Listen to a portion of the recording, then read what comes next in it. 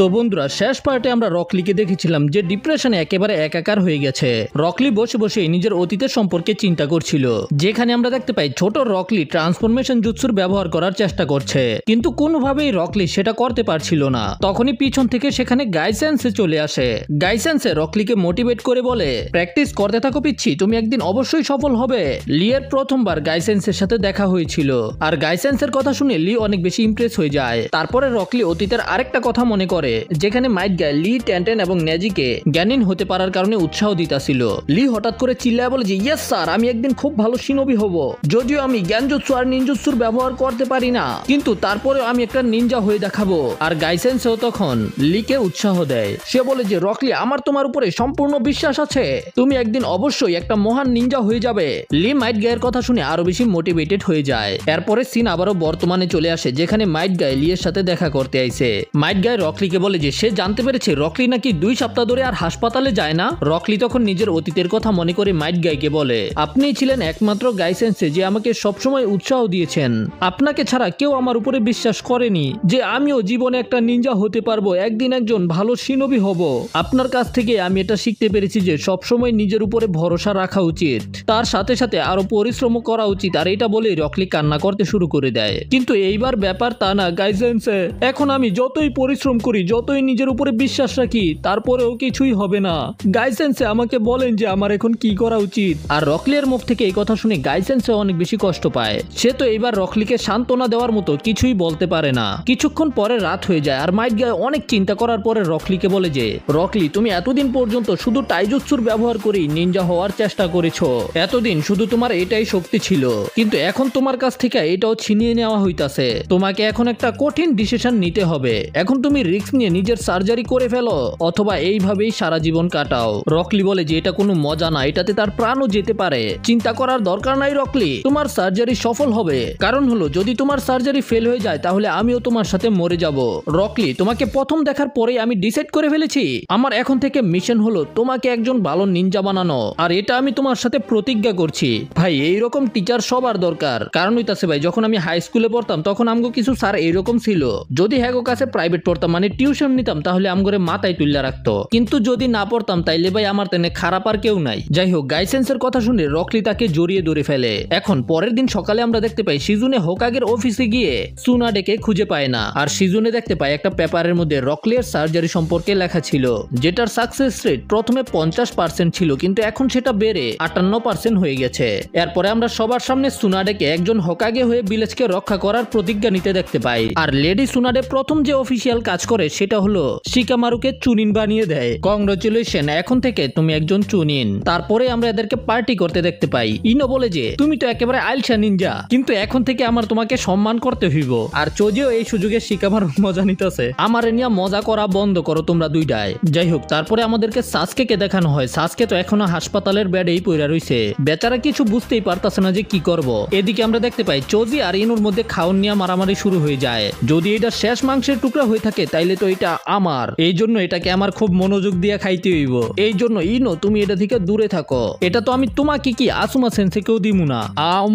এতে ইনো রেগে বলে যে সবসময় তুমি খাওন নিয়ে এরকম নাটক করো, তুমি বারবার এরকম করো দেখতেই সবাই তোমার নিয়ে মজা করে, তুমি আসলেই অনেক বড়। কিন্তু শিকামারু ইনোকে থামিয়ে দেয়, ইনো এটা কইস না। আর আসুমা চিন্তা করে ওরা তিনজন নমুনা কি আমার টিমের মধ্যেই পড়ছে, একটা হইতাছে খাওন না, আরেকটা হইতাছে রাগি, আরেকটা হইতাছে আলসা। আমি জানি না এগোর দিয়ে কি হইব। এদিকে সাসকের সাথে দেখা করতে আসে সাকুরা এবং নারুতো। আর নারুতোকে দেখেই সাসকের জ্বলতে শুরু করে দেয়। তখন আমাদের ওরোচিমারুকে দেখানো হয়, এটাই সঠিক সময়, তোমরা সবাই লিভ ভিলেজের মধ্যে যাও। মানে এই 4 জন রে কইতাছে লিভ ভিলেজের মধ্যে গিয়ে কিছু কাণ্ড করার লাইগা। যাই হোক, এদিকে রকলিও ডিসাইড করে ফেলেছে যে রকলি সার্জারি করবে। আর সুনাডেও রাজি হয়ে যায় রকলির সার্জারি করার জন্য। কিন্তু লিকে কিছু বলার আগে সুনাডে আবারও লিকে বলে যে শিনোবি হওয়ার স্বপ্ন ছেড়ে দিয়ে একটা সাধারণ মানুষের মতো জীবন কাটাও। আসলে কারণ কি যে তুমি শিনোবি হতে চাও? কারণ হলো আমি লোকেদেরকে দেখাতে চাই যে কমতি থাকার পরেও কঠোর পরিশ্রমের মাধ্যমে নিজের স্বপ্নকে পূরণ করা যায়। কিন্তু একটা কথা তুমি ভুলে যাচ্ছ রকলি, স্বপ্ন পূরণ করতে গিয়ে তুমি শেষও হয়ে যেতে পারো।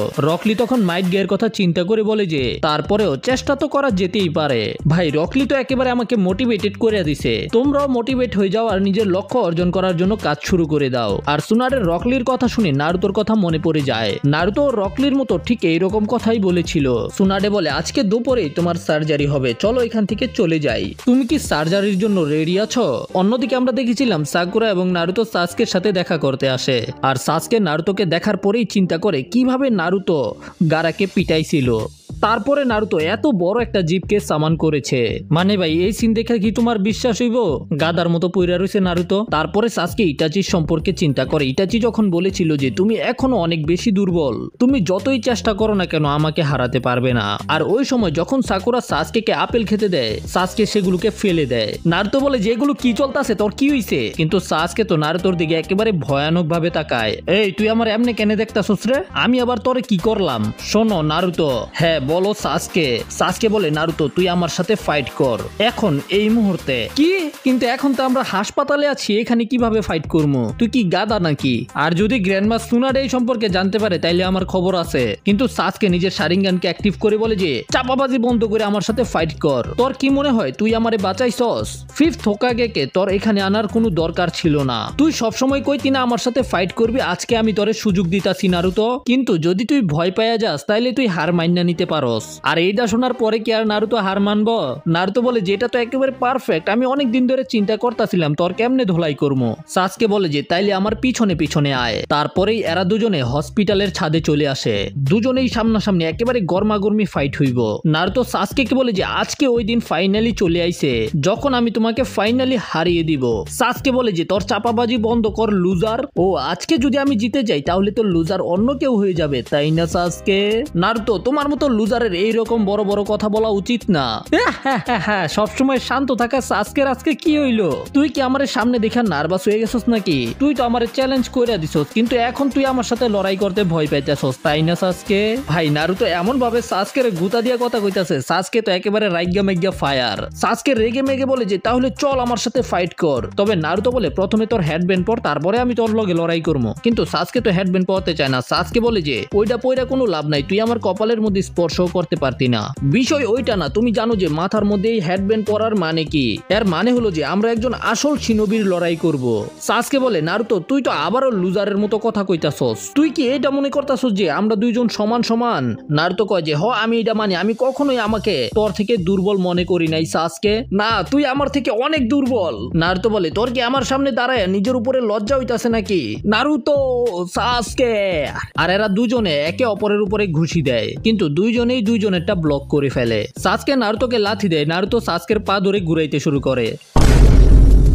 কিন্তু সাসকে আবার নারুতোকে একটা ব্যাক কিক করে দূরে পাঠিয়ে দেয়। তারপরে সাসকে আবার নারুতোকে পিটাইতে শুরু করে, কিন্তু হঠাৎ করে নারুতো গায়েব হয়ে যায়। ভাই শারিঙ্গান থেকে লাভ হইলো কি যদি তুই নারুতোর এই খুঁজা না পাস? সাসকে উপরে লাভ দিয়া নারুতোকে খুঁজতে শুরু করে, কিন্তু দেখতে পায় যে নারুতো তো পানির ট্যাঙ্কির উপরে দাঁড়ায় রইছে। নারুতো লাভ দিয়ে গিয়ে সাসকের খোমার মধ্যে একটা ঘুষি মারে। তারপরে সাসকেও নারুতোর খোমার মধ্যে আরেকটা ঘুষি মারে। সাসকে নারুতোকে একটা পর্দার মধ্যে গুছে অনেকগুলো ঘুষি মারতে থাকে, যেটা দেখে সাকুরার মনে হয় যে নারুতোর 12টা বেজে যাবে। কিন্তু নারুতো ওই পর্দা থেকে বাইরে আবার সাসকের সাথে ফাইট শুরু করে দেয়। নারুতো নিজের মাল্টি শ্যাডো ক্লোন জুৎসুর ব্যবহার করে অনেকগুলো ক্লোন বানিয়ে ফেলে, আর সাসকের এটা দেখে গান ফেটে যায়। নারুতো নিজের সবগুলো শ্যাডো ক্লোন দিয়ে সাসকের উপরে আক্রমণ করে দেয়, কিন্তু সাসকে এক এক করে সবগুলোকে ধ্বংস করতে থাকে। তবে নারুতোর শ্যাডো ক্লোনের সংখ্যা কি আর কমে? নারুতো গারার উপরে যে উজুমাকির ব্রাঞ্চের ব্যবহার করেছিল সেটা সাসকের উপরেও ব্যবহার করে। সাসকেকে প্রথমে লাথি মারতে মারতে উপরের দিকে নিয়ে যায়, কিন্তু সাসকে কোনোভাবে শেষ কিকটাকে ডচ করে ফায়ার স্টাইল জুৎসুর ব্যবহার করে। এতে নারুতোর সবগুলো ক্লোন গায়েব হয়ে যায়। কিন্তু সাসকের যখন ফায়ার স্টাইল জুৎসু শেষ হয়ে যায় তখন সাসকে দেখতে পায় যে নারুতো কোনো একটা নতুন জুৎসু করেছে, যেটা হলো রাসিঙ্গান, যেটার সম্পর্কে সাসকে কিছুই জানে না। এটা আবার কোন ধরনের জুৎসু? এটা দেখে সাসকেও চিডোরিকে বের করে, আর এরা দুজনে একে অপরের দিকে যেতে শুরু করে। যাই হয়ে যাক না কেন আজকে আমি জিতবো। সাসকে বলে আমি আজকে তোমাকে ছাড়বো না নারুতো। সাকুরা তখন ওদের দুজনকে থামানোর জন্য যেতে শুরু করে। ঠিক তখনই সেখানে কাকাশি চলে আসে, আর কাকাশি ওদের দুজনের হাত ধরে দুজনকে দুই দিকে ছুঁড়ে মারে। তবে কাকাশি নারুতোর হাতে থাকা রাসিঙ্গানকে দেখে একেবারে অবাক হয়ে যায়। তোরা দুইজন আসলে এখানে করতাছস কি? তোদের দুজনের এই বোকামির কারণে এখন সাকুরা আহত হয়ে যেত। আমরা দেখতে পাই যে নারুতো একটা পানি ট্যাঙ্কির মধ্যে অ্যাটাক করেছে, যে কারণে নারুতোর ওই পানি ট্যাঙ্কির মধ্যে একটা ছোট ছিদ্র হয়ে যায়। কাকাশি চিন্তা করে এতে কোনো সন্দেহ নেই এই জুৎসুটা হলো রাসিঙ্গান। নারুতো এই জুৎসুটাকে মাস্টার করে ফেলেছে, কিন্তু এটা কিভাবে হলো? তখনই আমরা আমরা সাসকেকে দেখতে পাই সাসকে চিডুরির ব্যবহার করে নিজের হাতকে পানি ট্যাঙ্কির ভিতরে ঢুকিয়ে দিয়েছে। এতে পানি ট্যাঙ্কির মধ্যে অনেক বড় একটা ছিদ্র হয়ে যায় আর সাসকে নারুতোর ছোট ছিদ্রকে দেখে হাসি দেয়। তখন কাকাশি সাসকেকে বলে যে তুই কি নারুতোকে শেষ করে দেওয়ার জন্য লড়াই করতাছিলি? তুই যে নারুতোকে দেখে এত বেশি জলস, তোকে এটা কন্ট্রোল করতে হইব। মনে রাখবি তোরে আমি চিডুরি এই কারণে শিখাই নাই যে তুই এটা দিয়া নিজের বন্ধুদের উপরে আক্রমণ করবি। তবে সাসকে তো কাকাশির কথায় কোনো পাত্তা দেয় না আর সোয়েগ নিয়ে সেখান থেকে যেতে শুরু করে দেয়। কিন্তু যখনই সাসকে নিচে নেমে উপরের দিকে তাকায়, ভাই রে ভাই, নারুতোর রাসিঙ্গানের কারণে পানির ট্যাঙ্কির তো 12টা বেজে গেছে আর সাসকে এটা দেখে আরো বেশি জ্বলতে শুরু করে দেয়। না নারুতো, তুমি অনেক সামনে চলে গেছো। অন্যদিকে আমরা ওরোচিমারুর চার্লিদেরকে দেখতে পাই, তারা অলরেডি ভিলেজের মধ্যে পৌঁছে গেছে আর এক এক করে ভিলেজের মধ্যে কাউকে খুঁজে বেড়াচ্ছে। কাকাশি তখন চিন্তা করে জানি না এই টিমের কি হবে। কাকাশি বলে যে মনে হয় আপনি নারুতোকে এই জুৎসুটা শিখাইছেন। তখনই আমরা দেখতে পাই যে সেখানে তো জিরায়া দাঁড়ায় রয়েছে। কাকাশি জিরায়াকে বলে যে আপনার কি মনে হয়নি এই জুৎসুটাকে শিখার জন্য নারুতো এখনো অনেক বেশি ইয়াং? নারুতোর একটু বোকামিতেই সাসকের প্রাণ চলে যেত। আমি জানি যে আপনি নারুতোকে আকাশকি থেকে বাঁচাইতে চান, কিন্তু তারপরেও এত তাড়াতাড়ি ওকে এইরকম ভয়ানক জুৎসু শিখাই না উচিত হয়নি। জিরায়া বলে যে কোনটা উচিত আর কোনটা উচিত না তুমি আমাকে শিখাইবা? তুমি এটা সাসকেকে চিডুরি শিখানোর আগে চিন্তা করো নাই? ও একটু রাগী টাইপের এটা আমি জানতাম, কিন্তু এটা জানতাম না যে রাগের কারণে ও নিজের টিমমেটের উপরে আক্রমণ করবে। আমি জানি যে নারুতো আর সাসকের মধ্যে কোনো মিল নেই, কিন্তু এটা একটু বেশি হয়ে গেছে। কাকাশি বলে এদের দুজনের মধ্যে এইরকম লড়াই তো একেবারে স্বাভাবিক। এটার মানে কি রে? আরে কামন, এদের দুজনের মধ্যে যে লড়াই হয় ঠিক এইরকম লড়াই আপনার এবং ওরোচিমারুর মধ্যেও হতো, তাই না? এটা শোনার পরে জিরার রিঅ্যাকশন চেঞ্জ হয়ে যায়। কাকাশি বলে নারুতোর জন্য সাসকে শুধু ওর বন্ধু না, ওর সাথে সাথে রাইভেলও। ওদের মধ্যে থাকা প্রতিযোগিতাই নারুতোকে শক্তিশালী করতে সাহায্য করবে।